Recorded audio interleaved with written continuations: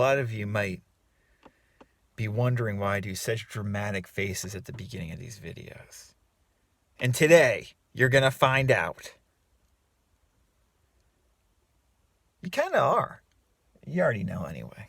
You already know in case you don't know, you already know. So before I get into faces, we're going to talk about Neville today. Wow, look out, everybody. Before I get into that, just one last reminder that tomorrow, if you're watching this soon after it's published, tomorrow, Wednesday, July 5th, at 5 p.m. Eastern, I'm going to have a small private group coaching session with a few people. If you want to join us, and you see this before it happens, you can email me at info@radicalcounselor.com for more information. So yeah, I actually do want to talk about something that, from what I've seen, and I don't know, there's so much more Neville stuff out than there was even a year ago, right? I mean, like the Neville freight train of mainly bullshit continues to run on. So maybe there are people currently talking about this. I have a feeling not in the way I'm about to talk about it, but I think something that's under-discussed in the Neville community, the law of assumption community, is the theatrical element of Neville's advice. And again, this is not to say that people don't discuss this at all. People definitely do. But still, I think it is a little bit underrated and undervalued. Neville was, a performer. He was, a dancer. He was an actor, at least an actor of some sorts. Certainly he was a performer. He was used to being on stage, and his sensibility was pretty theatrical, right? And something I think that people discount is that theatricality. I believe that's a word. And again, that's why it's very worthwhile to read or, read basically the few profiles of Neville that are extensive from people who knew him or met him while he was alive.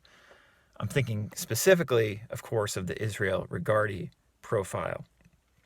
I'll link to the video we did of that profile above and below, but also like the New Yorker profile from 1943, just of how Neville presented stuff. And Regardie, in his brilliant essay, which really is I think it's a must read if you're into Neville stuff. I just don't. Just put my seat back here. I just think that it's very important to read that essay. But Regardie nails it, in my opinion, and you might disagree with that. Plenty of people disagree. Talking about how really this theatrical element, this acting element, was the key to Neville's formula, his approach to manifesting things in your life, working so amazingly effectively. But to tie this back together for us, people just getting into this stuff or trying to get it to work for us if it's not working the way we want, I think a very valuable, undervalued tool, and something that I really initially thought when I first got into Neville, I was like, this is a key thing,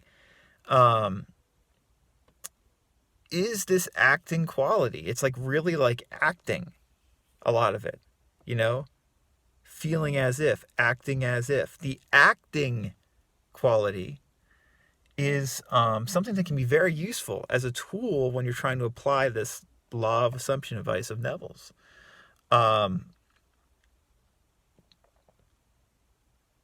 I've always been somewhat theatrical myself.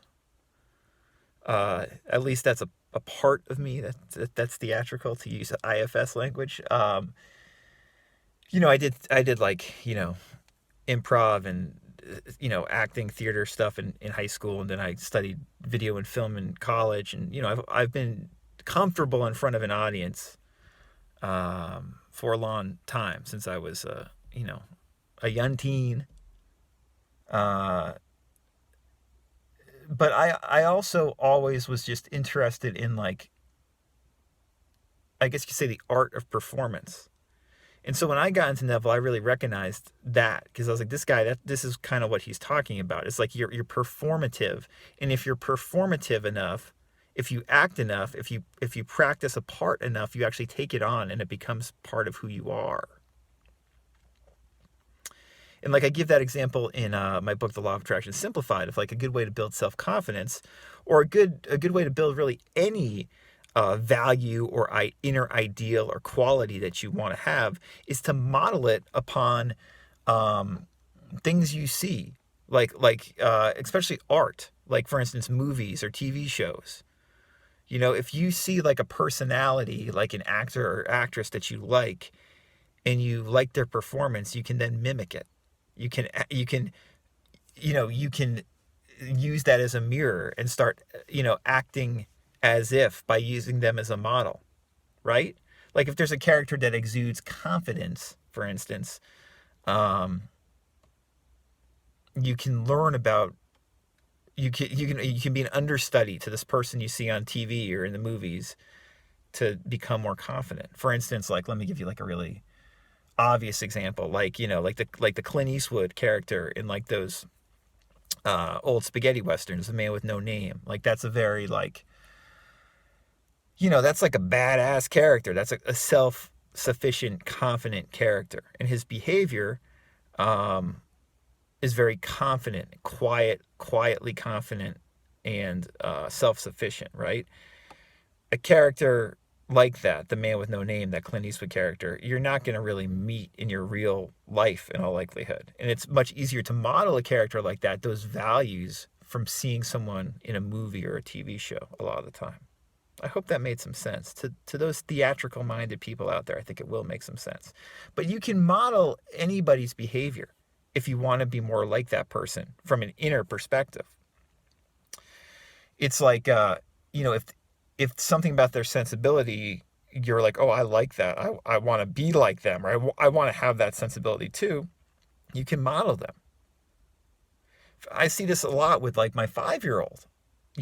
She is my daughter, and she has a theatrical part to her for sure as well. And some of her friends, like her close friends, like she'll mimic them.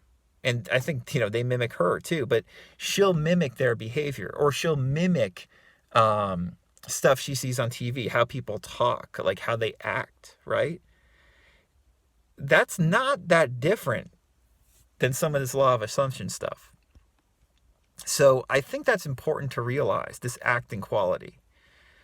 And we should become more comfortable, if we want, using that approach of just literally like watching a performance, watching a person, and starting acting and feeling more comfortable being the person we want to be by acting in this way.